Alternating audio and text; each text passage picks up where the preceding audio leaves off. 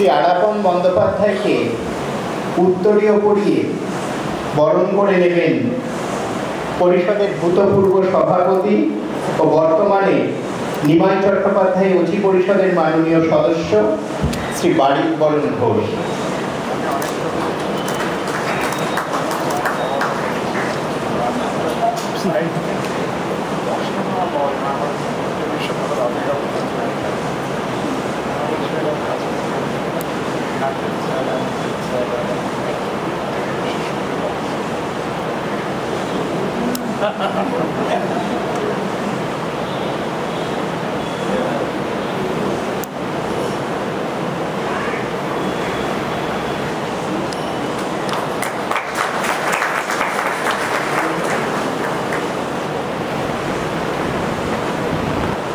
শ্রী আলাপন বন্দ্যোপাধ্যায়ের হাতে উপহার সামগ্রী তুলে দেবেন পরিষদ সভাপতি শ্রী রতন কুমার নন্দী।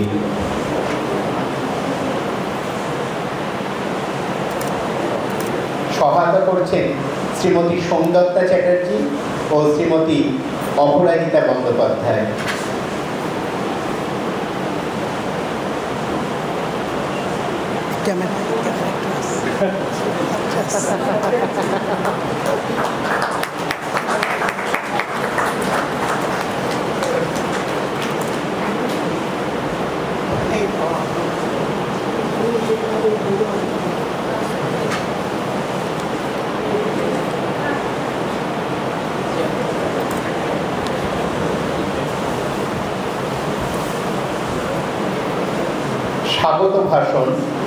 স্বাগত ভাষণ দেবেন পরিষদ সম্পাদক শ্রী রমেন কুমার সর।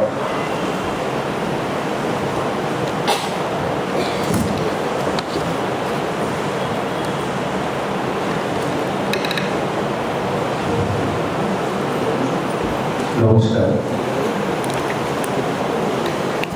আজ আমাদের বঙ্গীয় সাহিত্য পরিষদে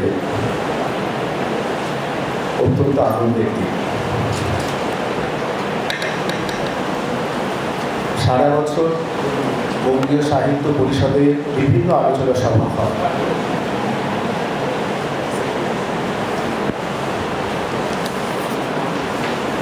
কিন্তু প্রতিষ্ঠা দিবস আমাদের সবচেয়ে আনন্দের একটা দিন। বঙ্গীয় সাহিত্য পরিষদের সম্পাদক হিসাবে আমি আজকে সমস্ত সুধী শ্রোতা তাদের আমি প্রথমে আন্তরিকভাবে স্বাগত জানাচ্ছি, কারণ আপনারা উপস্থিত না থাকলে আমরা আমাদের এই অনুষ্ঠান একটা সুন্দরভাবে এগিয়ে নিয়ে যেতে পারতাম না। প্রতিষ্ঠানের পক্ষ থেকে আমরা প্রথমে ধন্যবাদ দিচ্ছি আমাদের মাননীয় আজকে যিনি প্রতিষ্ঠা দিবসে ভাষণ দেবেন মাননীয় শ্রী আলাপন বন্দ্যোপাধ্যায়। উনি অত্যন্ত ব্যস্ত মানুষ। আমাদের যেটা ভালো লাগে, ওনাকে যখন আমি প্রথমে ফোন করি উনি আমাকে বলেন এইরকম একটি প্রতিষ্ঠা দিবসে ভাষণ দিতে পারাটা আমার অত্যন্ত আনন্দের বিষয়। একটা অনুরোধ আছে, আপনারা যদি একটু অনুষ্ঠানটা একটু পরে করেন তাহলে আমার পক্ষে অনুষ্ঠানের প্রথম থেকে থাকা সম্ভব হবে। কারণ আপনারা প্রত্যেকেই জানেন উনি আমাদের মাননীয় মুখ্যমন্ত্রীর একটা মুখ্য উপদেষ্টা, মুখ্য সচিব ছিলেন। আমরা অত্যন্ত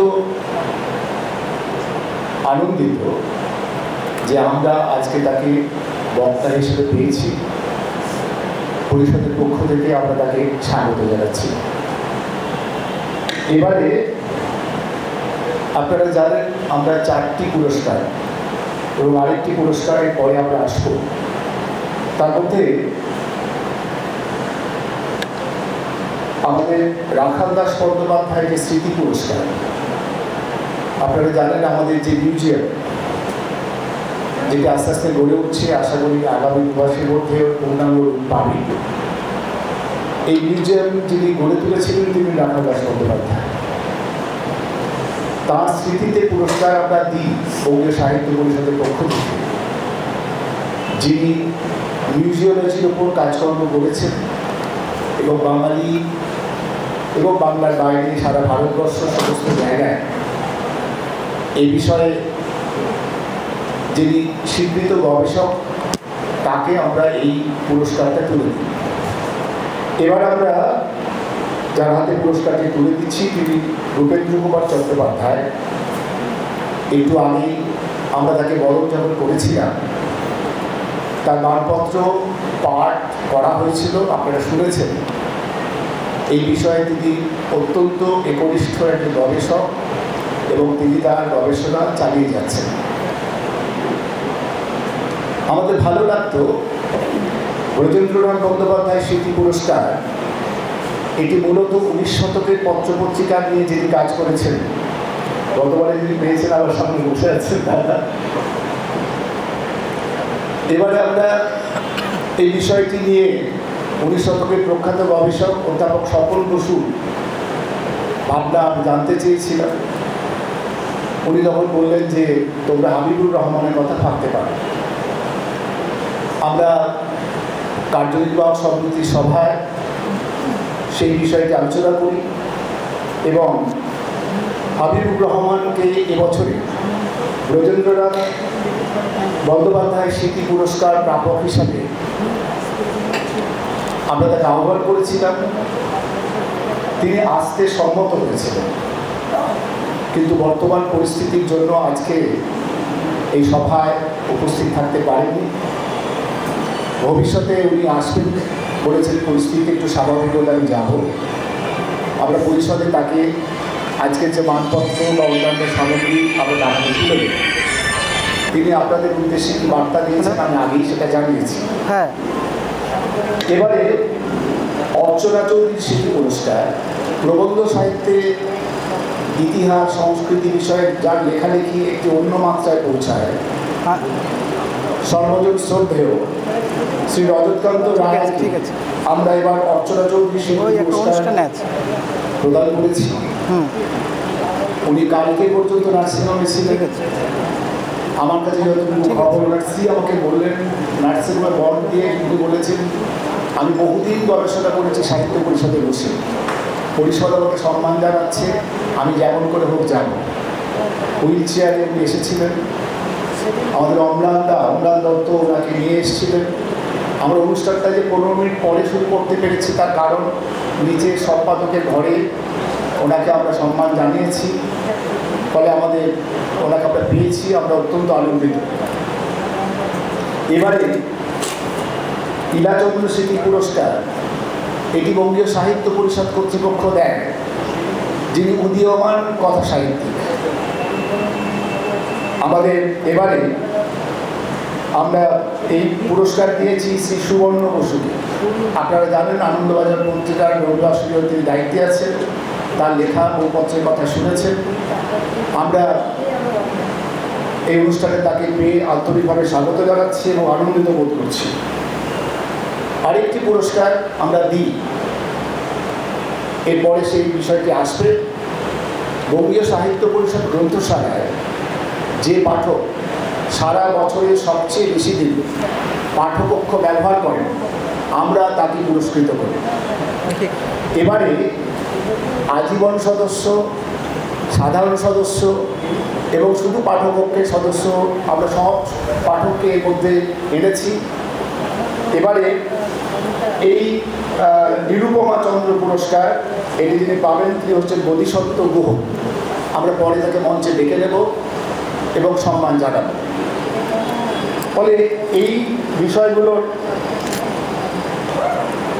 বিষয়গুলোর পাশাপাশি আপনারা জানেন যে বঙ্গীয় সাহিত্য পরিষদ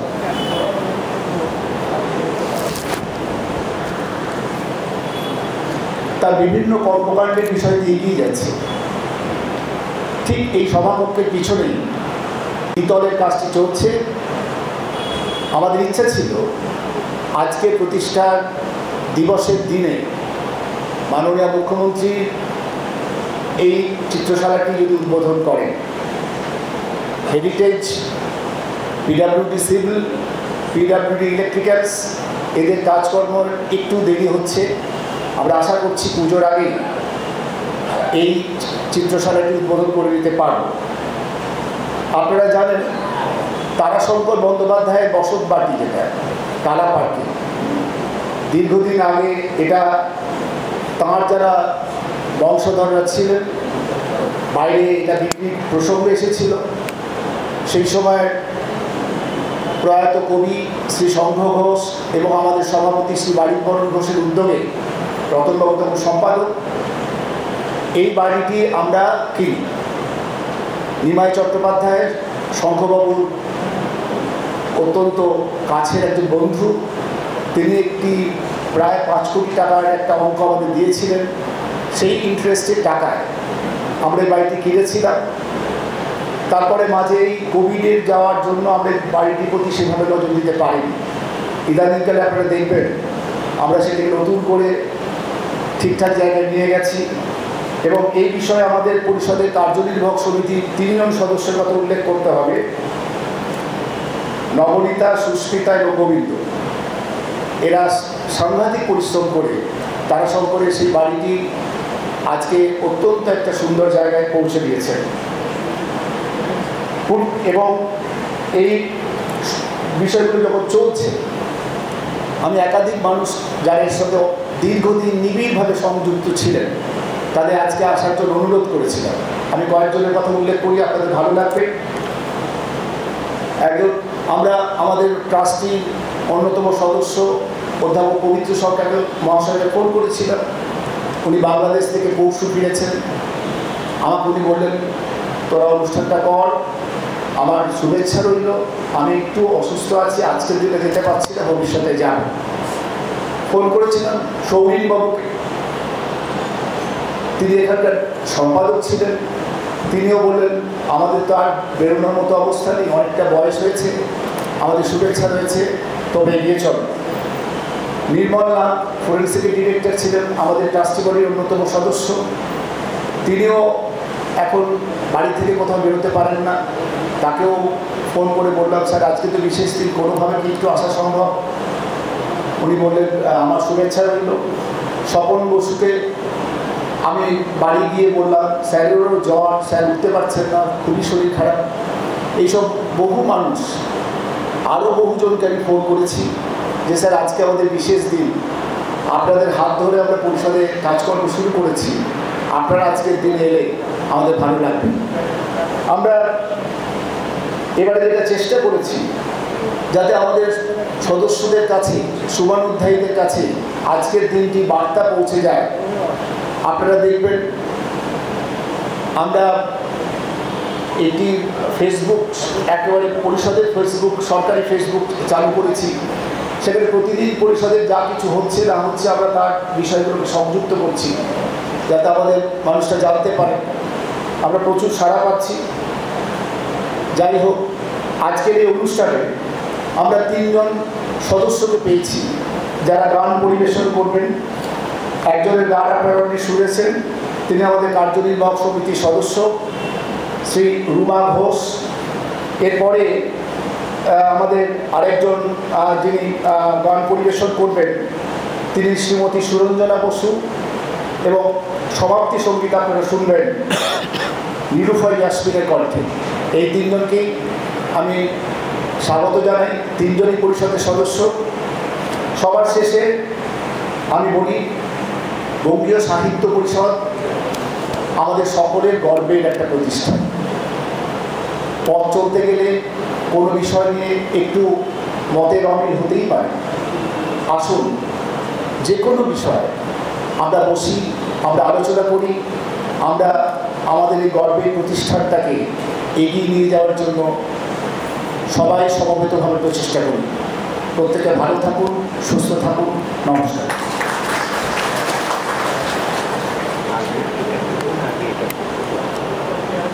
অনুষ্ঠানটা সাজিয়েছিলাম আসলে নানা কারণে। এবছর কিছু ওলটপালট অনুষ্ঠান সূচিতে করতে হচ্ছে, এই জন্য মার্জনা চেয়ে নিচ্ছি। হয়তো কিছুটা ছন্দ তার জন্য কেটে যাচ্ছে। আমরা যখন সকলকে স্বাগত জানিয়েছিলাম, আমরা মাননীয় সভাপতিকেও পুষ্পস্তবক দিয়ে স্বাগত জানিয়েছিলাম, কিন্তু মাননীয় সভাপতিকে উত্তরীয় পরিয়ে বরণ করে নেওয়া হয়নি। মাননীয় সভাপতিকে উত্তরীয় পরিয়ে বরণ করে নেওয়ার জন্য অনুরোধ জানাই পরিষদের সহসভাপতি শ্রী আশিস খাদ্যবীরকে।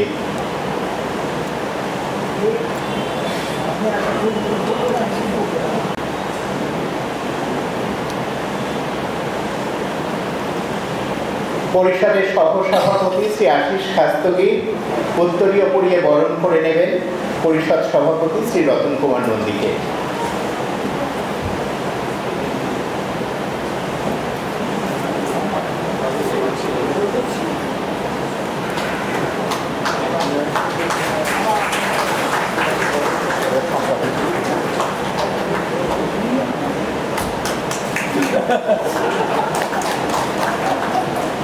আরেকটি কাজ আমাদের বাকি থেকে গেছে। মঞ্চে আরো একজন রয়েছেন যিনি সবাইকে বরণ করেছেন, কিন্তু তাকে আমরা বরণ করা হয়নি আমাদের পক্ষ থেকে।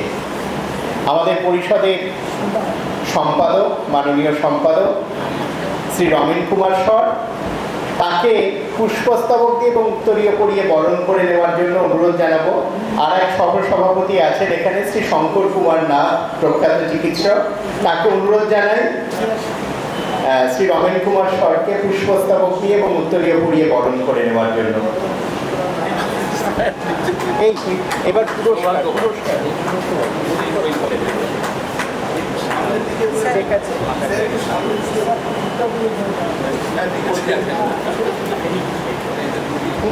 না, আমি এদিক থেকে বোধিসত্ত্ববাবু কোথায়, এই বোধিসত্ত্ববাবু কোথায়? আচ্ছা,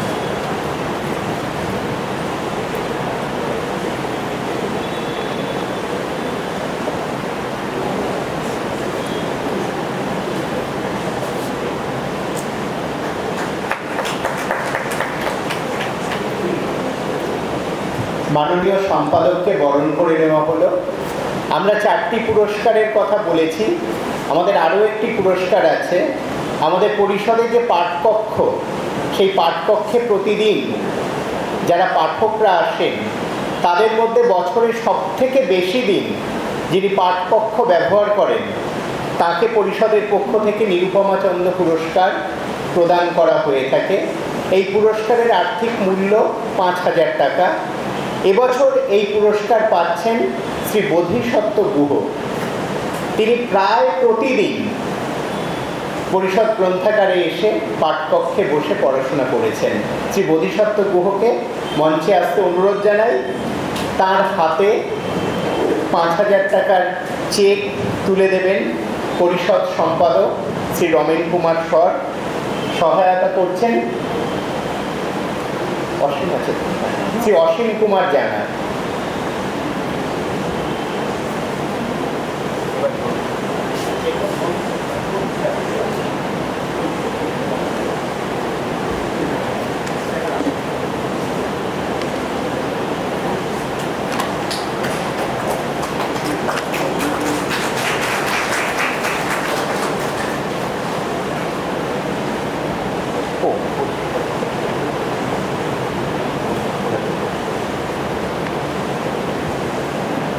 পুরস্কার প্রদান পর্ব শেষ হলো।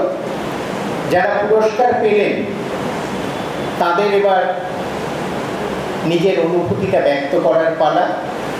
প্রথমেই রাখাল দাস বন্দ্যোপাধ্যায় পুরস্কার যিনি পেয়েছেন, শ্রী রূপেন্দ্র কুমার চট্টোপাধ্যায়, খুব সংক্ষেপে তাকে 2-4 কথা বলবার জন্য অনুরোধ জানাই।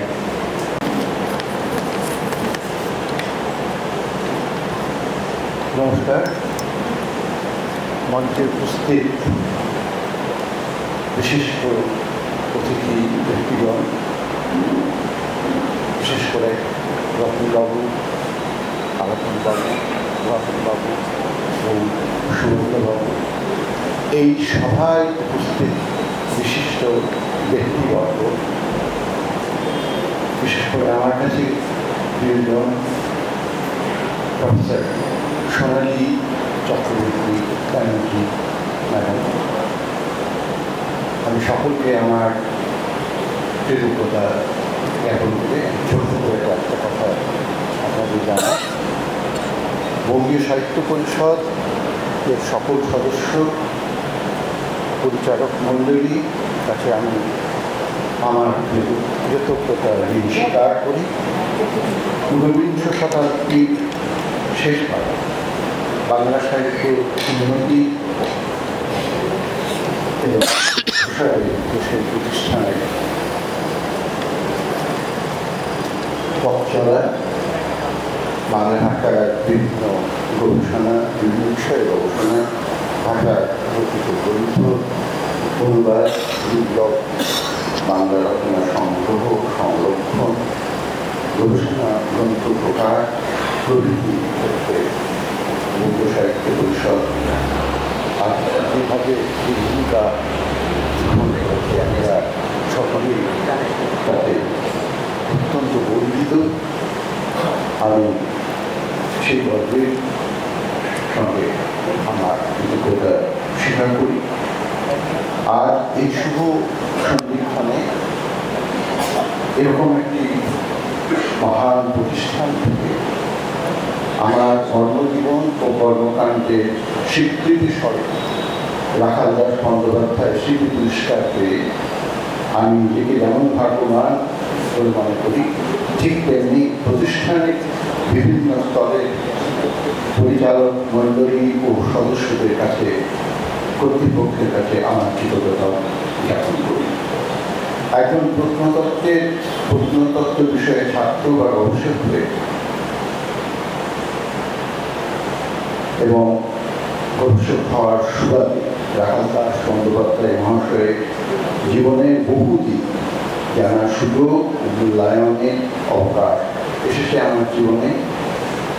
অন্যদিকে তার বুদ্ধিদীপ্ত মন, ক্ষুরধার লেখনী, শিক্ষাগত যোগ্যতা, ভাষা জ্ঞান, ঐতিহাসিক পাণ্ডিত্য আমার মতন মানুষকে যেমনভাবে অনুপ্রাণিত করেছেন, ঠিক তেমনিভাবে ওনার প্রতিভার কাছে নিজেকে খুবই ক্ষুদ্র বলে আমি আজ মনে করি এবং সতত আমার মাথা নত করি তার প্রতিভার কাছে।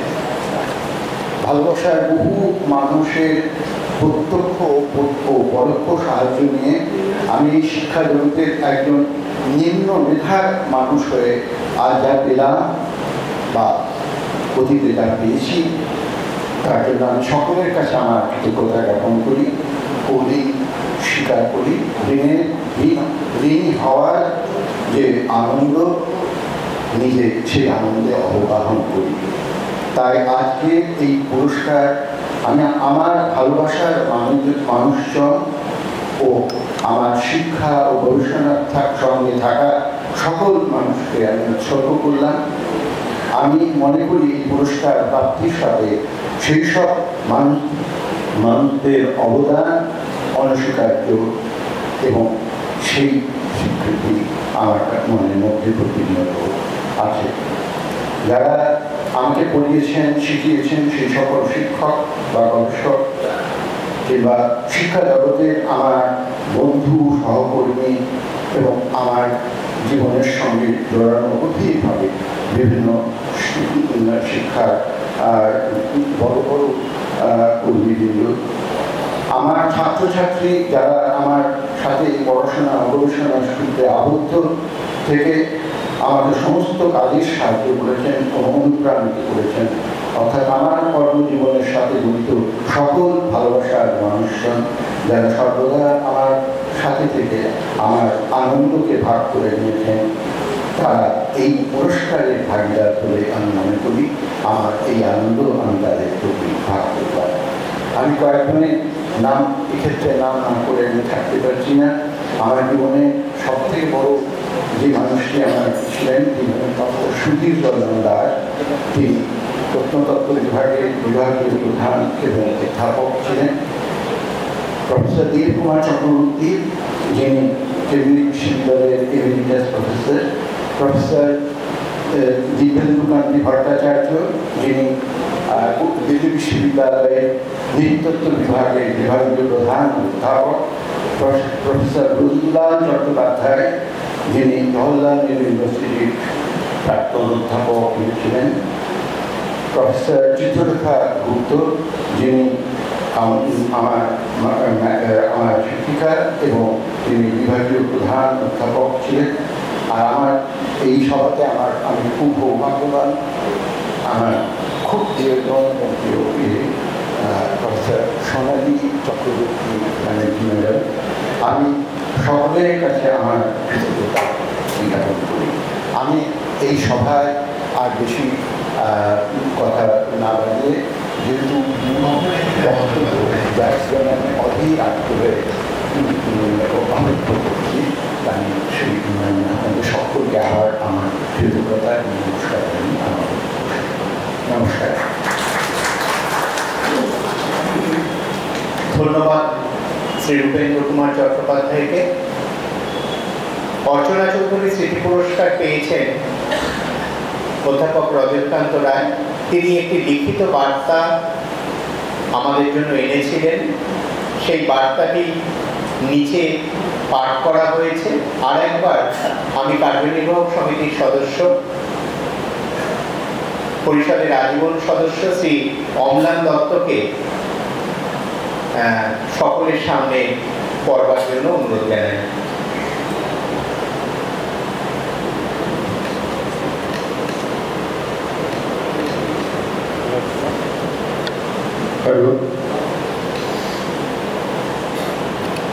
সবাইকে নমস্কার জানাই। অধ্যাপক রজতকান্ত রায় নিজে পড়লেই সবচাইতে ভালো হতো, করতে চেয়েও ছিলেন, শরীরের কারণে করে উঠতে পারলেন না। যারা ছাত্র ছিলেন তাদের এই অভিজ্ঞতা নিশ্চয়ই আছে যে ওর অননুকরণীয় কথা বলবার শৈলীর কথা, সেটা হয়তো আসবে না। আমি আমার মতন করে চেষ্টা করছি। আপনাদের বদান্যতায় আমি আনন্দ, গৌরব ও কৃতজ্ঞতা বোধ করছি। আমি একজন ঐতিহাসিক, সাহিত্যিক নই। কারো কারো মুখে আজ কথা শুনতে হয় যে আমার লেখা বই এবং বইয়ে থাকা রচনা, পলাশীর ষড়যন্ত্র, বাঙালি কে, কেন ও কবে, তিমিরও অবগুণ্ঠনে, এগুলো সবই এক ধরনের অনধিকার চর্চা, কারণ এগুলো আমার নিজের গবেষণার বিষয় নয়। এই প্রসঙ্গে আপনাদের সামনে আমার তরফ থেকে দু তিনটে কথা আমি আজ নিবেদন করতে চাই। নিজের যোগ্যতা বা অযোগ্যতা নিয়ে অতটা নয়, নিছক সাধারণ তত্ত্বের কথা এসব। সাহিত্য কথাটি লিটারেচার অর্থে আপনারা জানেন অর্বাচীন শব্দ। ফোর্ট উইলিয়াম কলেজ থেকে প্রকাশিত, রাজীব লোচন মুখোপাধ্যায়ের রচিত মহারাজ কৃষ্ণচন্দ্র রামস্য চরিত্রমে আমি দেখি ষড়যন্ত্রীরা ইংরেজদের সাহিত্য যোগসাজশী করেছিলেন। 1804 সালে সাহিত্য বলতে বুঝতে পারা হতো চক্রান্তে সহায়তা করা। ততক্ষণ লিটারেচারের নাম হয়ে দাঁড়িয়েছিল কাব্য। গদ্যে লিখিত বানভট্ট কর্তৃক কাদম্বরী কাব্য নামেই অভিহিত ছিল। নাটক কাব্য থেকে আলাদা করে দেখা হতো তখন, যেমন অভিজ্ঞান শকুন্তলম একটি নাটক, কিন্তু মেঘদূতম একটি কাব্য। রামায়ণ আদি কাব্য বলে পরিগণিত ছিল, কিন্তু মহাভারতকে ইতিহাস বলে ধরা হয়। এই সব অর্থের কথা বিচার করলে আমি কবি না ইতিহাসকার কোনোটাতেই নিঃসন্দেহ হতে পারি না। বঙ্গীয় সাহিত্য পরিষদের মতন প্রতিষ্ঠান যে আমাকে সাহিত্যের ইতিহাস প্রাবন্ধিক নির্বাচিত করেছেন আজ, তার কারণ দুঃখের সঙ্গে বলতে হয় এ যুগে সাহিত্য আর ইতিহাস দুয়েরই সঠিক অর্থ বদলে গেছে। এবার দুটি চিন্তার যোগ্য বিষয় আপনাদের সামনে পেশ করতে চাই। প্রথম কথা, বাংলা ভাষা এবং সাহিত্য দুই বাংলায় নিজ নিজ স্রোতে অগ্রসর হচ্ছে। আমরা ওদেশের সাহিত্য পড়ি না, ওরা আমাদের সাহিত্য নিজের মতন করে নেয় না। আশু প্রয়োজন হয়ে দাঁড়িয়েছে দুয়ের মধ্যে ক্রস ফার্টিলাইজেশন সৃষ্টি করা, অর্থাৎ একে অপরের পুষ্টি বৃদ্ধি করার আজ প্রয়োজন দেখা দিয়েছে। আমার নিজের তরফ থেকে শেষ কথা, বাংলা সাহিত্যের ইতিহাস দুই দেশে ভিন্ন ভিন্ন আদলে গড়ে উঠছে। এরকম না হলেই ভালো হতো। পুঁথিগুলোর তারিখ নির্ণয়ে বিস্তর ফারাক, অথচ দু বাংলাতেই দেখতে পাই কত গবেষক ছড়িয়ে ছিটিয়ে রয়েছেন যারা বিস্তর তদন্ত করেছেন, কিন্তু তাদের সমন্বয় প্রচেষ্টা প্রাতিষ্ঠানিকভাবে সমর্থিত হচ্ছে না। এপার বাংলায় দীনেশচন্দ্র সেন, হরপ্রসাদ শাস্ত্রী, সুকুমার সেন, শিশির কুমার দাস বা ভবতোষ দত্তকে আমরা চিনি, কিন্তু সেইভাবে কি চিনে রাখতে পেরেছি ওপার বাংলার সাহিত্যের ইতিহাসবিদদের? কজন মনে রাখতে পারি এইসব মনীষীদের কথা?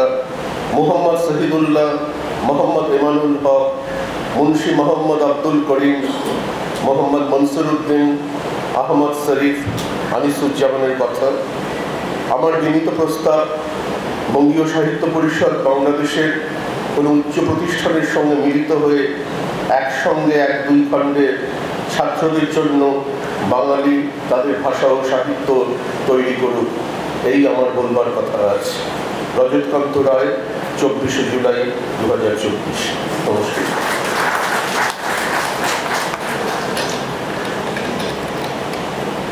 আমরা অধ্যাপক রজতকান্ত রায়ের কথা শুনলাম, পড়ে শোনালেন শ্রী অম্লান দত্ত। এবার আজকে ইলাচন্দ্র স্মৃতি পুরস্কার যিনি পেয়েছেন শ্রী সুবর্ণ বসু, তাকে খুব সংক্ষেপে দু চার কথা বলবার জন্য অনুরোধ করি।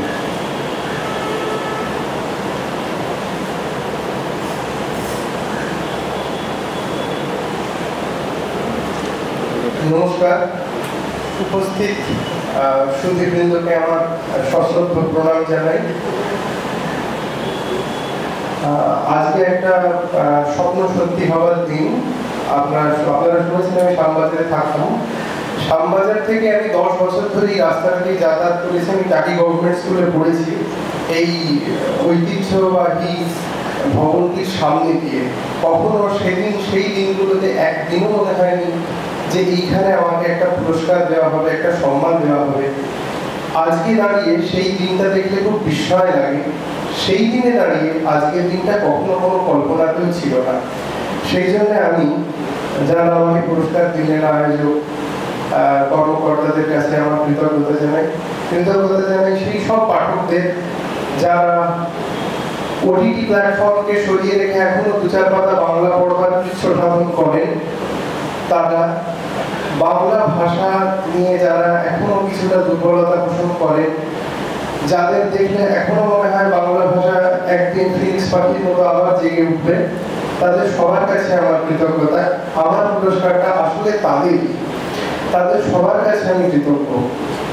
আর বিশেষ করে যে কোনো পুরস্কার পেলেই যার কথা মনে পড়ে, যার কথা বলতে ইচ্ছে করে, তিনি প্রয়াত সাহিত্যিক সমরেশ মজুমদার। তিনি তারা না দিলে হয়তো আমার প্রথম উপন্যাসটাই লেখা হতো না। আমি তাকে নিয়ে একটি নিবন্ধ লিখেছিলাম দেশ পত্রিকায়। সেটা বলে তিনি খুব উচ্ছ্বসিত হয়ে জিজ্ঞেস করেছিলেন, আপনি গল্প উপন্যাস লেখেন? আমি বলেছিলাম না, গল্প লিখেছি তো, একটা উপন্যাস এখনো লেখা হয়নি। আমার জিজ্ঞেস করেছিলেন আপনার বয়স কত? আমি বলেছিলাম 33। বলছি এইটাই তো বয়স, এখনই লিখে ফেলুন। আমারও 33 বছর বয়সে আমি প্রথম উপন্যাস লিখেছিলাম। সেইটাই যেন সলতেতে আগুন লাগানোর মতো কাজ করে। আমার মনে হয়েছিল উনিও 33 বছর বয়সে প্রথম লেখাটা লিখেছিলেন। আমাকে বলছেন একবার দেখবো, চেষ্টা করে। সেখান থেকেই হাত মকসদ এবং তার পরবর্তী অন্যান্য লেখাপত্র। প্রত্যেকটা লেখা শেষ করবার পর মনে হয় এই তো হয়ে গেল, আর কি লিখবো, মাথা তো একেবারে খালি। আবার পরের লেখাটার কাছে ফিরে আসতে হয়, চেষ্টা করতে হয়। এটা একটা যারা লেখালেখি করেন তাদের কাছে ভবিতব্যর মতোই। আর তার মধ্যে এই ধরনের পুরস্কার অনেক দায়িত্ব বাড়িয়ে দেয়, পিঠ চাপড়ানোর মতো কাজ করে, অনেকটা ভালো লাগায় মন ভরিয়ে দেয়। আমি সেই মঞ্চে দাঁড়িয়ে আজকে অঙ্গীকার করছি যে এই পুরস্কার আমাকে যে দায়িত্ব অর্পণ করেছে, আমি সেই দায়িত্বের প্রতি সুবিচার করবার চেষ্টা করব। সবসময় নিজেকে আরো বাড়িয়ে নেওয়ার চেষ্টা করব, পাঠকদের আরো বেশি ভালো লাগে উপভোগ করার চেষ্টা করব। অনেক ধন্যবাদ।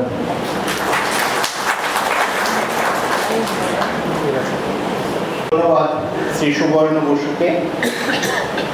এবার সাহিত্য পরিষদ পত্রিকার 1431 বর্ষের প্রথম ও দ্বিতীয় সংখ্যার আনুষ্ঠানিক প্রকাশ হবে।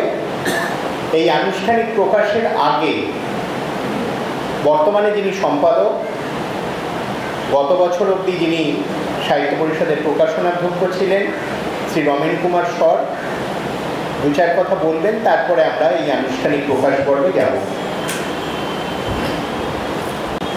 প্রকাশনার অধ্যক্ষ প্রদীপ কুমার চক্রবর্তী এবং তার উপসমিতি সবাই মিলে, বিশেষ করে অনলাইনরা, পত্রিকাটা প্রকাশ আজকে হবে আপনাদের সামনে। আমাদের মাননীয় শ্রী আলাপন বন্দ্যোপাধ্যায় হাত ধরে তার উদ্বোধন হবে। কিন্তু আজকের দিনে আমি সবচেয়ে যার অভাব অনুভব করছি, তাকে শ্রদ্ধা জানাবার জন্যই আমি একটা দিন সময় আপনাদের কাছে নিচ্ছি। তিনি অশোক উপাধ্যায়। 5টা বছর যখন প্রকাশনের দায়িত্বে ছিলাম, এই মানুষটা আমাদের ছাতা ছিলেন, আমার বিশেষ করে। যা কিছু তৈরি হতো, সৌন্দর্যকে বলা থাকতো, প্রিয়ব্রতকে বলা থাকতো, আমি দেখার পরে এটা শেষ যিনি দেখবেন তিনি অশোক উপাধ্যায়। উনি রেস করলে আমরা সেটা ছাপতাম। আজকে পত্রিকা বেরোচ্ছে, আমরা জাস্ট বইমেলায় যখন দুটো পত্রিকা কাজ প্রায় চলছে, একটি রাজা রামমোহন রায়কে নিয়ে, একটি মধুসূদন দত্তকে নিয়ে, বিশেষ সংখ্যা। এই কাজ চলাকালীন হঠাৎ করে উনি আমাদের ছেড়ে চলে গেছে। আজকের দিনে আপনাদের সবার সামনে নতমস্তকে আমি ওনাকে প্রণাম জানাচ্ছি।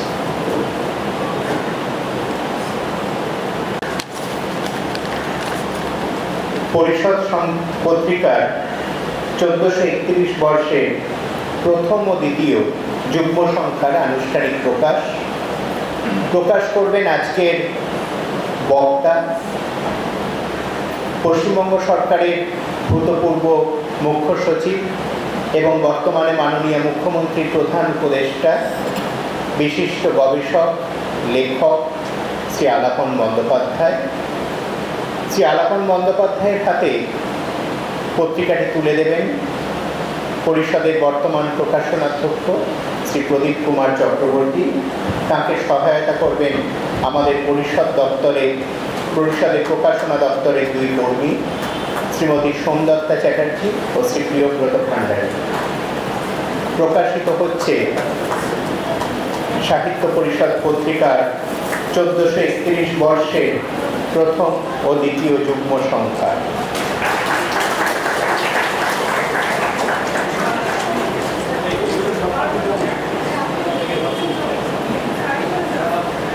সম্পাদকের হাতে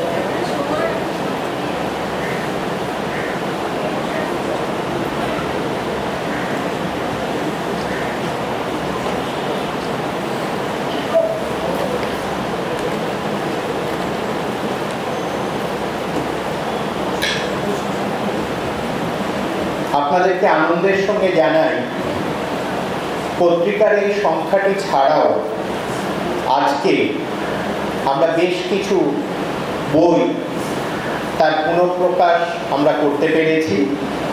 তার মধ্যে বিশেষভাবে উল্লেখযোগ্য পরিষদ পত্রিকার 1366 বর্ষে তৃতীয় এবং চতুর্থ যে যুগ্ম সংখ্যা, অর্থাৎ রবীন্দ্র সংখ্যা পুলিনবিহারী সেনের করা, সেটি বাংলার লোক উৎসব ও লোকশিল্প, 1857 বিদ্রোহ, সমকালীন বাংলা ও বাঙালি, বঙ্কিমচন্দ্রের আনন্দমঠ, কৃষ্ণকান্তের উইল, নীলদর্পণ, সীতার বনবাস।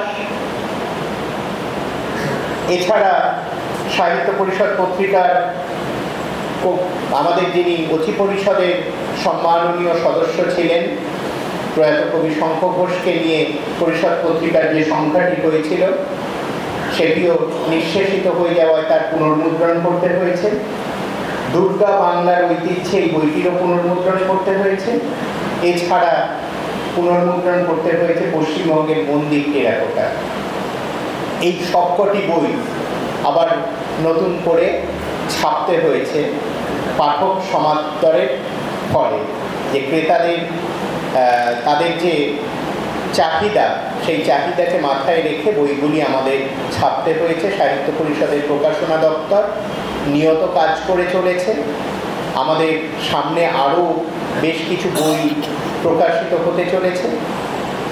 আমরা এই আনুষ্ঠানিক যে গ্রন্থ প্রকাশ অনুষ্ঠান, সেই অনুষ্ঠানের পর আমরা একটু স্বাদ বদল করব, সঙ্গীত শুনে নেব পরিষদেরই আজীবন সদস্য শ্রীমতী সুরঞ্জনা বসুর কাছ থেকে।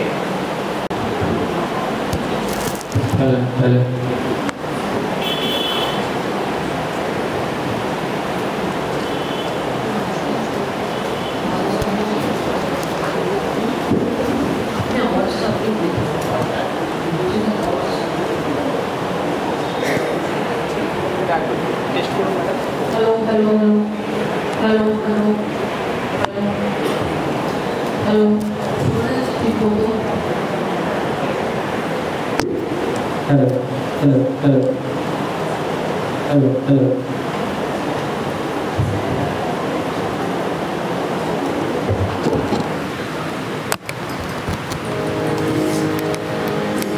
এখানে লাওয়ার বসবে না, আর একটু নামিয়ে দিন।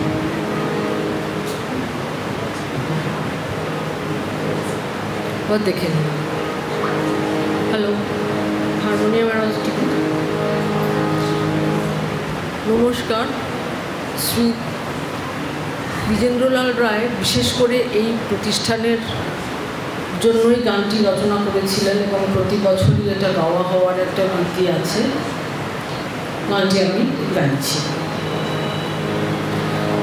আজিগো তোমার চরণে জননী আনি আর ঘোরে মাদান ভক্তি ও সলিল সতে ভক্ত বিমেলপান মন্দির প্রতিমা তোমার লাগি পয়সা পুরায় পথে পথে ভাঙি তোমার পুজিতে মিলেছে জননী স্নেহের শুনিতে করিয়া প্রাণ জননী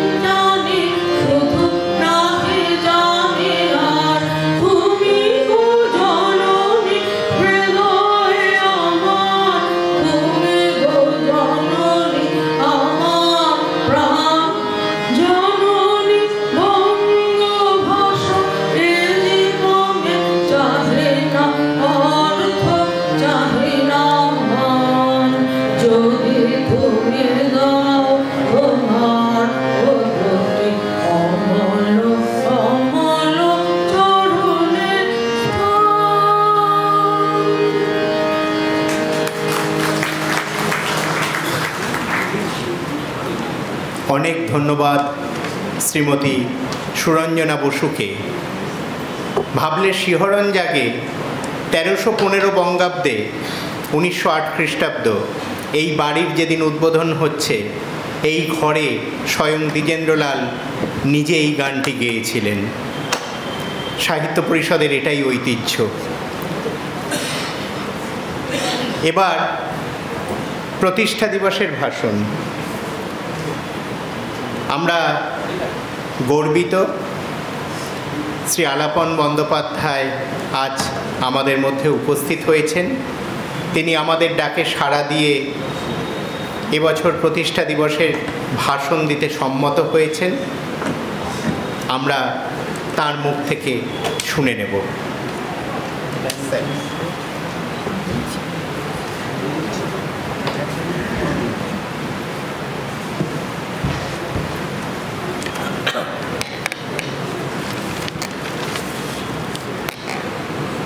শ্রী রতন কুমার নন্দী, সভাপতি বঙ্গীয় সাহিত্য পরিষদ। শ্রী বারিদবরণ ঘোষ, ভূতপূর্ব সভাপতি ও বর্তমানে নিমাই চট্টোপাধ্যায় ওছি পরিষদের মাননীয় সদস্য। আজকের রাখালদাস বন্দ্যোপাধ্যায় স্মৃতি পুরস্কার প্রাপক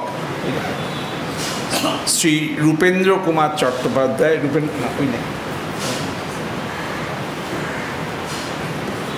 শ্রী রূপেন চট্টোপাধ্যায় আমার সঙ্গে সরকারেও অনেক সময় একসঙ্গে কাজ করেছেন, সেই হিসাবে আমি বিশেষ গর্বিত। শ্রী সুবর্ণ বসু, আজকে যিনি ইলাচন্দ স্মৃতি পুরস্কার পেয়েছেন, এবং শ্রী রমেন কুমার স্বর, সম্পাদক বঙ্গীয় সাহিত্য পরিষদ, যিনি মূলত আমার সঙ্গে যোগাযোগ করেছেন এবং যার সঙ্গে আমার অনেক দিনই যোগাযোগ রয়েছে। আমি তো খুব গৌরবান্বিত। এই বঙ্গীয় সাহিত্য পরিষদ বাস্তবিকই খুব ঐতিহ্যশালী প্রতিষ্ঠান। যেসব মানুষের নাম এই পরিষদের সঙ্গে যুক্ত আছে, রবীন্দ্রনাথ ঠাকুর, রমেশ দত্ত, আমি যে চাকরি করি, আইএএস চাকরি করি, তার পূর্বসূরি যে চাকরি ছিল আইসিএস, সেখানে অনেক মেধাবী লোক ছিলেন, কিন্তু রমেশ দত্ত সম্ভবত আধুনিক ভারতের শ্রেষ্ঠ মনীষীদের একজন। তাদের মতো মানুষের মেধা এর সঙ্গে জড়িয়ে আছে, এই ভাবলে বাস্তবিকই শিহরণ হয়। ফলে আমাকে যখন প্রতিষ্ঠা দিবসের ভাষণ দিতে বলা হয়, আমি বেশ বিড়ম্বিত বোধ করি যে এটা তো গৌরব খুবই, কিন্তু কী বিষয়ে বলবো। সেখানে রমেনবাবু আমায় বলেন যে কোনো বিষয়ে বলুন। এখন যে কোনো বিষয়ে বলা আসলে আরও বিড়ম্বনা, একটা ধরিয়ে দিলে সুবিধে হয় যে এই বিষয়ে আমি বলব। উনি বললেন না, আপনার যা খুশি আপনি বলতে পারেন। তো যেহেতু যা খুশি বলতে বললেন, আমি যার হাত ধরে প্রথম এই বাড়িতে আসি, আমার প্রয়াত শ্বশুরমশায় কবি শ্রী নীরেন্দ্রনাথ চক্রবর্তী, তার শতবর্ষ চলছে এই বছরে। তার কন্যা সোনালী চক্রবর্তী বন্দ্যোপাধ্যায় কলকাতা বিশ্ববিদ্যালয়ের ভূতপূর্ব উপাচার্য এবং এখন ওয়েস্ট বেঙ্গল জয়েন্ট এন্ট্রান্স বোর্ডের চেয়ারপারসন। তিনিও আমার সঙ্গে এসছেন। যেহেতু তার স্মৃতিতেই তখন বলা সাব্যস্ত হলো, আমি নীরেনবাবুর হাত ধরেই এই বাড়িতে প্রথম আসি। পরে নীরেন্দ্রনাথ চক্রবর্তী চলে যাওয়ার পর এখানে একটা শোকসভা হয়, সেই শোকসভাতেও আসি। তারপর একটা লেখা আমি ওনাদের পত্রিকাতেই, ওনাদের আমন্ত্রণে বিশেষ সংখ্যা নীরেন্দ্রনাথ চক্রবর্তীও বেরিয়েছিল, সেখানে সেই লেখাটিকে একটিও প্রুফের ভুলবিহীনভাবে বেরোতে দেখে খুব বিস্মিত হই। এখন যেভাবে ছাপা হয় তাতে যে কোনো পত্রিকায় খানকতক প্রুফের ভুল পাওয়া যায়। ফলে সব মিলিয়ে আমার এই বাড়ির সঙ্গে নীরেন্দ্রনাথ চক্রবর্তীর স্মৃতি আমার মনের মধ্যে খুব জড়িয়ে আছে। ফলে আপনারা যদি অনুমতি দেন, তাহলে নীরেন্দ্রনাথ চক্রবর্তীর শতবর্ষ পূর্তি উপলক্ষে এই বঙ্গীয় সাহিত্য পরিষদের সঙ্গে নীরেনবাবুর যে অনেক অন্তরঙ্গ স্মৃতি জড়িয়ে আছে, এর কর্মকাণ্ডের সঙ্গে ওনার অনেক যোগাযোগ ছিল, এই জাস্টিফিকেশনে আমি নীরেন্দ্রনাথ চক্রবর্তীর ওপরই পড়ছি, ঠিক ওনার ওপর না। ওনার কবিতায় নানা দিক থেকে আলোচনা হয়েছে। ওনার কবিতা একটা কিছু ইন্টারেস্টিং না বললে আপনারা এবার শুনবে কেন। ওনার কবিতায় রাজনৈতিক হিংসা কিভাবে ফুটে এসছে সেইটা নিয়ে বলতে চাই। Poetics and politics, poetry and political violence, Nirendranath চক্রবর্তীর কাব্যকৃতি ও সমকালীন রাজনৈতিক হিংসার কাব্যায়ন। যদি কোনো একটা আতশ কাছে একজন সৃজনশীল মানুষকে না ধরি তাহলে তো একটু বেনাল হয়ে যায়, একটু একঘেয়ে লাগে।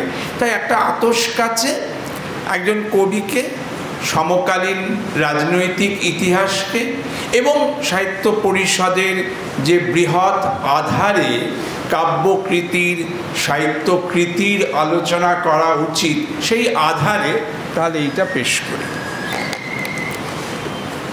রাজনৈতিক হিংসা সংগ্রাম সামাজিক ইতিহাসের অবিচ্ছেদ্য অঙ্গ। বস্তুত রাজনৈতিক হিংসা সংঘর্ষই সামাজিক পরিবর্তনের মূল লক্ষণ, ধারক ও বাহক। অনেক ক্ষেত্রেই রাজনৈতিক হিংসা শত্রুতা পটবদলের ধাত্রীদেবতা মাত্র। রাজনৈতিক হিংসা সন্ত্রাস কখনো রাষ্ট্রিক, কখনো অরাষ্ট্রিক।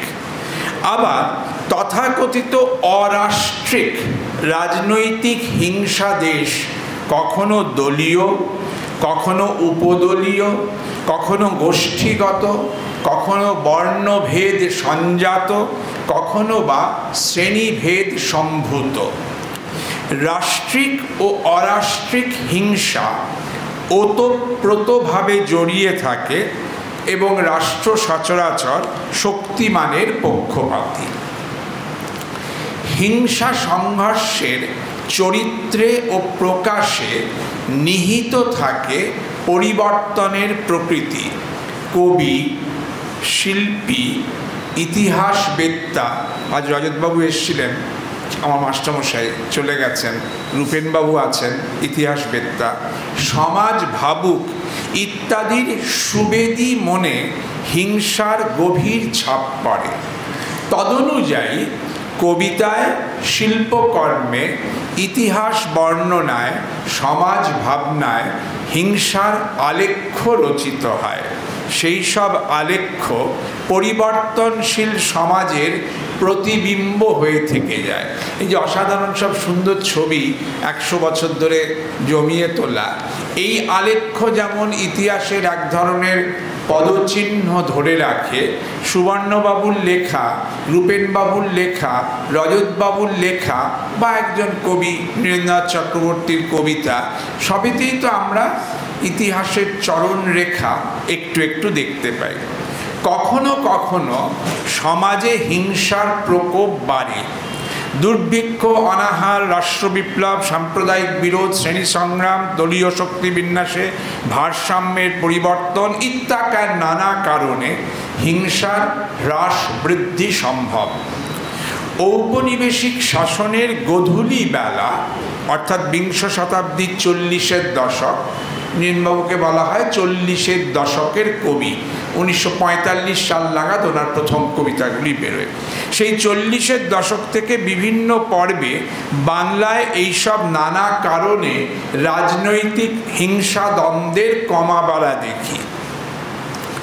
ঔপনিবেশিকতা উত্তর, ভাঙা পশ্চিমবঙ্গে কোনো কোনো কালো পর্বে এই হিংসা বিরোধ উত্তুঙ্গ হয়।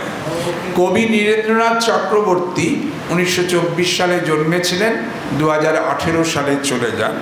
সমকালীন ইতিহাসের বিভিন্ন অধ্যায়ে বেঁচে থাকাকালীন এই হিংসাশ্রয়ী প্রতিমা প্রত্যক্ষ করেছিলেন এবং কালানুসারে তার লেখায় সে প্রতিমাকে চিত্রিত হতে দেখি। চিত্রিত হন এইসব মহান মানুষেরাও, চিত্রিত হন সাধারণ মানুষের, হিংসাদীর্ণ মানুষের জীবনও। দ্বন্দ্ব হিংসার কাব্যায়নে নীরেন্দ্রনাথ তখন কালের মন্দিরা হয়ে ওঠেন। এক অর্থে আমাদের পূর্ববর্তী চিরকালীন কবিরা ওই কালের মন্দিরাই ছিলেন। নজরুল সুকান্তদের যুগের বা আধুনিক বামপন্থী কাব্যচর্চার বহু আগে মধ্যযুগের বাংলা মঙ্গল কাব্য সমকালীন হিংসা প্রতিহিংসার নির্ভরযোগ্য বিবরণ ছিল। কৃষির প্রসার, নগর পত্তন, রাষ্ট্র নির্মাণ, শ্রেণী সংঘাত, লিঙ্গ সংঘাত, হিংসার জন্ম ও নিবৃত্তি ইত্যাদির কাহিনীই তো মঙ্গল কাব্যের কাহিনী। কবিকঙ্কন মুকুন্দ তো এইসব লিখেই মধ্যযুগের শ্রেষ্ঠ বাঙালি কবির শিরোপা পেয়েছিলেন। নীরেন্দ্রনাথ যখন পরবর্তীকালে কবিকঙ্কন ছদ্মনাম নেন, ওনার কবিতার ক্লাসে কবিকঙ্কন নামে লিখতেন, তখন তিনি কি ভাঙা বাংলায় সেই ধ্রুপদী ঐতিহ্যই স্মরণ করেছিলেন? নীরেন্দ্রনাথ যুগের চারণ কবি হয়ে উঠেছিলেন, সেজন্যই তো তার ওই তুমুল লোকপ্রিয়তা।